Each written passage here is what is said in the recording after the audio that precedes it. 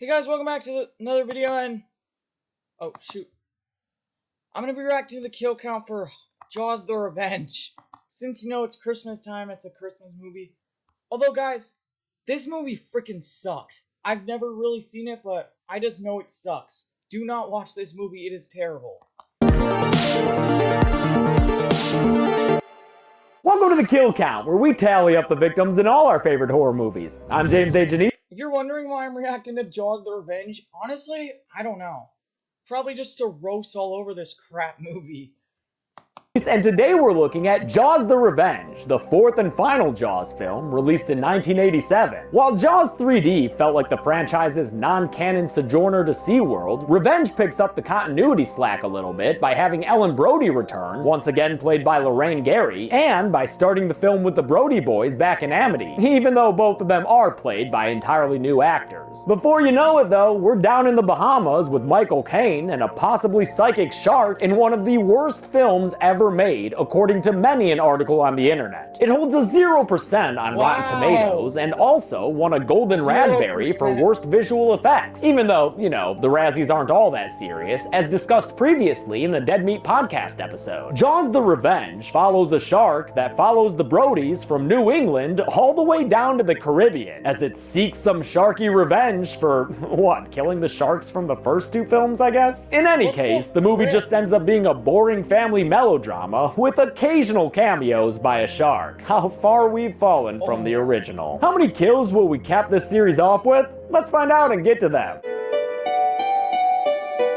The movie begins with Ellen Brody cooking dinner with her youngest son, Sean. The two of them still live in Amity, even though Papa Martin passed away some time ago, and the town is once again played by Martha's Vineyard. But since they had to shoot this movie in the winter due to a very rushed production schedule, we're left with a peculiar cinematic fact. Jaws: The Revenge is kind of a Christmas movie. Eat your heart out, Die Hard. Sean has followed in his father's footsteps and is part of the Amity PD, although the little underachiever is only a deputy, not the chief like his dad. Wow, Sean's almost as disappointing a descendant. Guys, Conjuring 2 is a Christmas movie, if you didn't know. Yeah, it's crazy, right? Conjuring 2 is a Christmas movie. Just wanted a heads up. Yet there are so many Christmas horror films out there, and I didn't know which kill count to choose, but I just chose this piece of crap for some reason. Anyway, back to the video.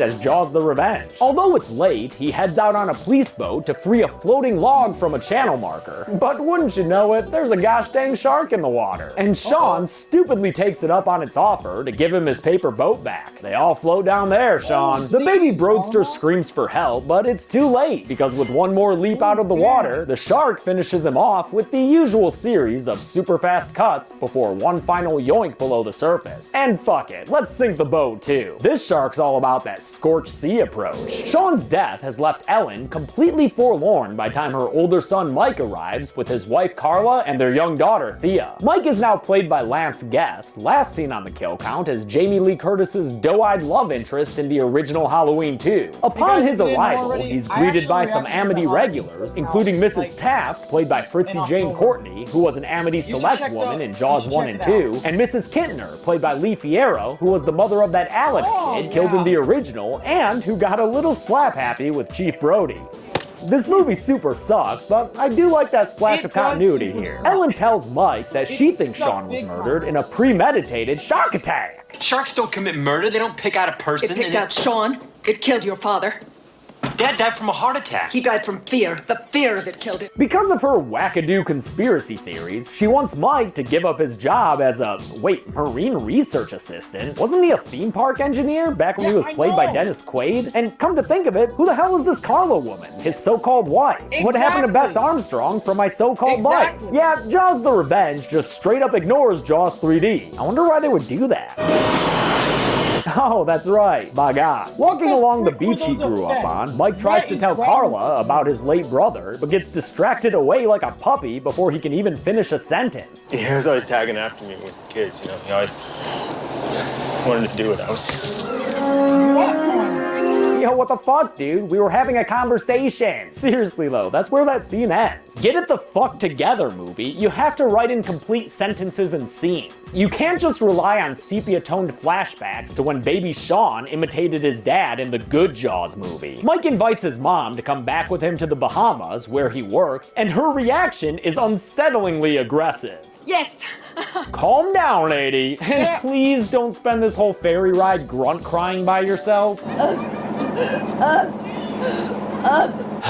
Always with the grunt crying. They ultimately get What the frick is this movie? to the island on a tiny plane piloted by Michael Caine, playing a dude named Hoagie. But since he's not scheming to steal dragon parts, he is hashtag not my Hoagie. Michael Caine's role in this movie has become the stuff of legend, thanks largely to this hilarious infamous quote. I have never seen the film, but by all accounts it was terrible. However, I have seen the house that it built, and it is terrific. It's also pretty funny that when he won the Best Supporting Actor Oscar for his role in Hannah and Her Sisters, he was unable to attend the ceremony and accept the award because he was too busy filming this piece of shit. Hoagie flirts a bit with Ellen and then scares them all half to death by fucking around in that tiny shit can plane. Oh well, at least he's not singing Christmas songs at them like their driver Romeo. Oh my god. I just know that I hate this movie so freaking much because what I just saw in this thing, what is wrong with this movie? What is wrong with this movie? Like, it shouldn't even exist if they're gonna do stupid stuff like that. Looking kinda uterine to me. At work, Michael takes a new sea moth-like submersible down to look at the conch shells he's studying, while his research partner Jake ribs him from the surface with a pre-2010 Kofi Kingston accent. You stop farting around? Move your eyes, man! Jake, who's played by Mario Van Peebles, the son of Sweetback, spends every second on screen complaining about their research assignment in his flimsy fake accent. But apparently, he and his wife are still tight enough with Mike to spend Christmas with his family. Hopefully, the Brodies can have a nice family holiday with no awkward situation. Was Uncle Sean ever back?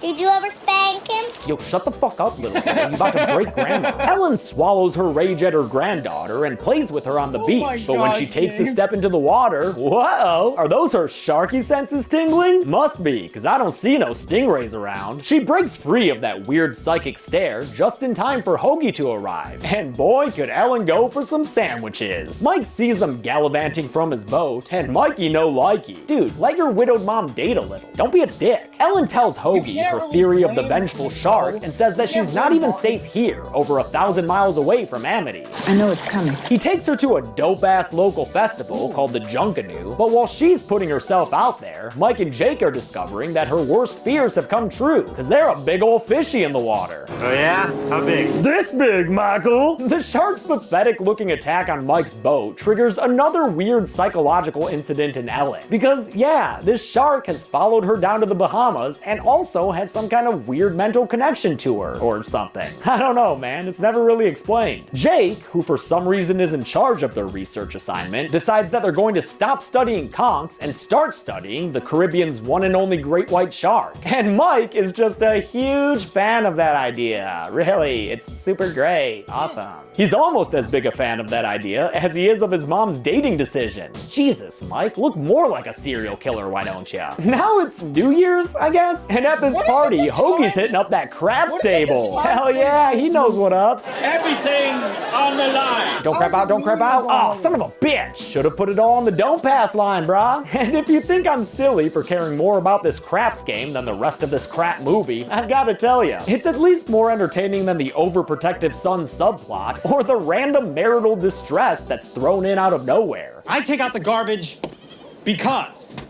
Good, I'm glad we got that straightened out. Are we seriously watching an argument over household chores? What the hell are we arguing about? I don't even know, dude, but how the fuck is this a Jaws movie? Mike, Jake, and their research team chum the water and summon the great white to their boat. And when that shitty looking thing jumps out at them, Jake sticks the fish with a research science-y doohickey, which sends the shark wiggling its fin back underwater. Aw, poor shark. They give chase, but lose track of it after Mike gets distracted complaining about his mom's love life. Come on, dude. I know Blame It on Rio was pretty damning, but it's so rare to get a middle-aged romance in a movie. Just roll with it. Besides, hardly anything happened. All he did was kiss me.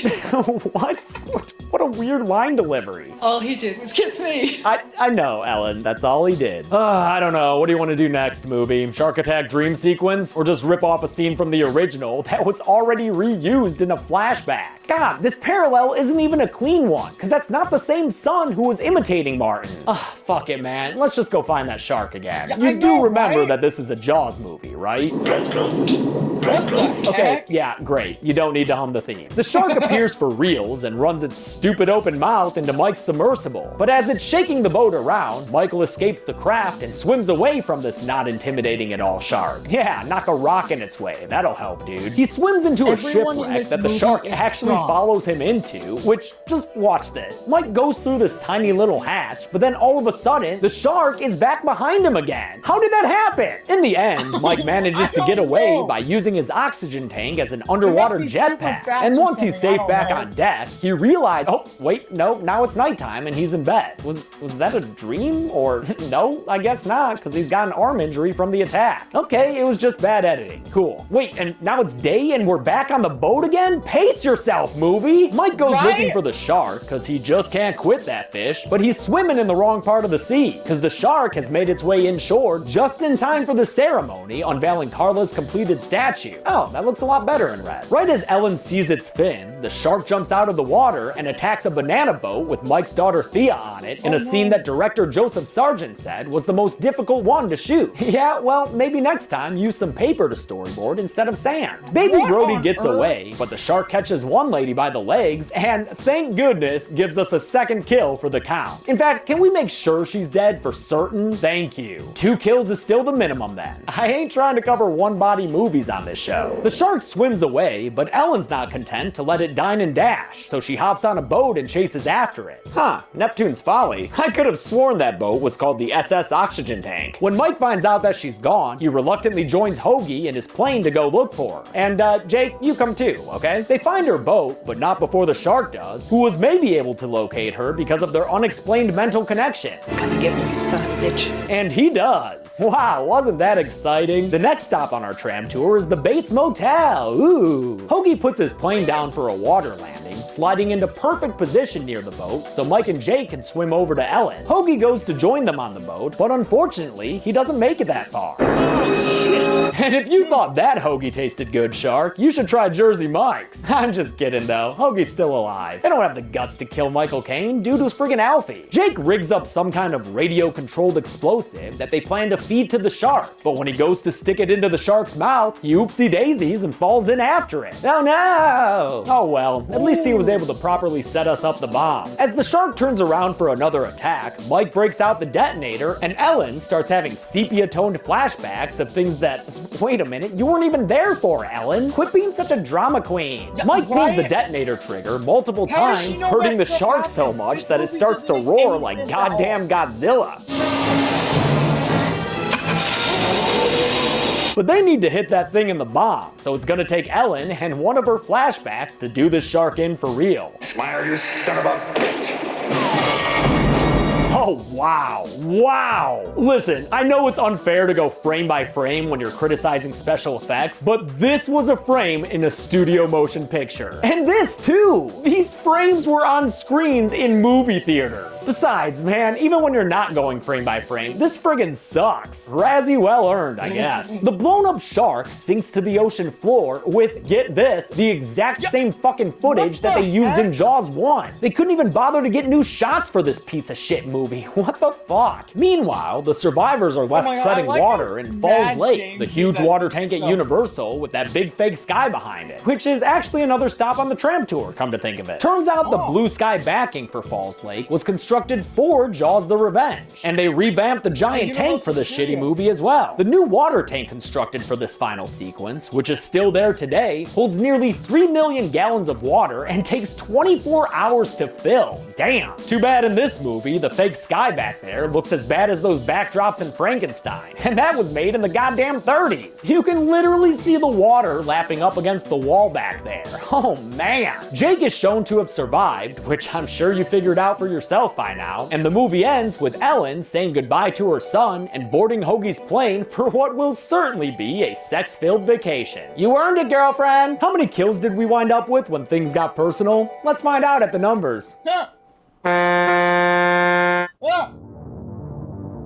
Only 2 people died in Jaws the Revenge, which means it ties for the lowest kills ever in a kill count. The victims consisted of 1 man and 1 woman, an even pie chart, obviously, and with a runtime of 90 minutes, that left us with a kill on average every 45 minutes. I'll give the golden chainsaw for coolest kill to the banana boat lady. It's always fun when a shark movie shows you a person entirely in the shark's mouth. Much better than the death that won dull machete for lamest kill, which is Sean Brody's, since it was mostly those stupid fast cuts that these movies love to fall back on whenever they need to show a quick kill. And that's it. Jaws the Revenge came out in 1987, and there hasn't been a Jaws movie since, because yeah, make something this bad and the stench sticks around for decades. Next. Yeah, guys, so yeah, there's probably never gonna be another Jaws movie because of this freaking disaster. Week we're starting Final Destination, and sadly ending the 2-a-week releases. But until then, I'm James A. Janice. This has been the Kill Count. Okay, this better not get copyright claim. And also, guys, screw this movie. I hate this movie so much, even though I've never seen it. And I'll see you in the next one. Bye!